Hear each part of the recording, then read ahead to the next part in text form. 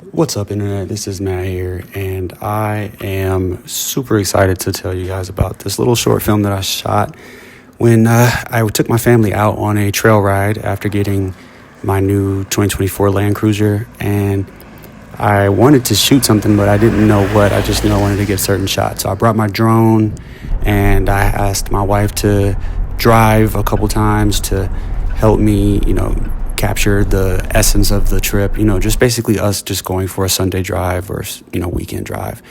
And it was also a good time to try out using the Sony a7 IV as a camera. And again, putting together a short film or a commercial is always very difficult, but usually when you just kind of improvise and work with what you have and the story you're trying to tell, you can kind of, come up with something. So pretty proud of what this turned out to be. So some of these shots were a little hard because of the ND filter in combination with the tint on the windshield. The tint on the windshield is very, very strong. And we come here often, so I knew there was a certain spot I could shoot at, but I also wasn't quite sure how I wanted to capture stuff.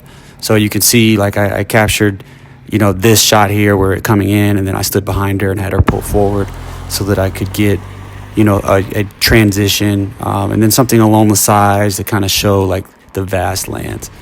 So kind of throwing on my DP hat here to see what I can pull off. And also, direct as well. I'm trying to explain exactly what kind of shot I want to get. That rock back there is a really cool rock that we always like to look at whenever we go out there. So I wanted to kind of capture the shape of the truck and the shape of the rock in a grand setup, and I knew the best way to do that would be with a drone. And if you haven't heard already, I am learning FPV. I have crashed twice, and I have a lot of hours, so I can tell you that this is a very hard thing. So the first thing I like to do is once I take off is I like to make sure that the wind isn't blowing too hard and that my controls are okay. So I usually do a few test movements to make sure that I can control everything, and the weather, you can kind of see the reflection there. And, the cool thing about the Avata too is that it does shoot in D-Log, so you can color grade it. And it was able to kind of match it pretty well with the Sony a7 IV footage, which is pretty cool. This is just again, test flight. You see how I kind of do stuff as I make sure that everything's good.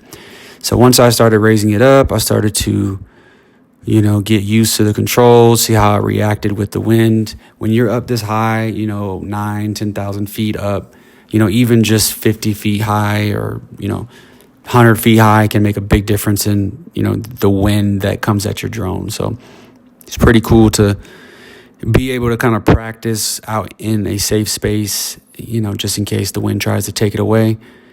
But you see here, I try to do a little orbit around the SUV, and you can kind of see I'm on a little angle here too.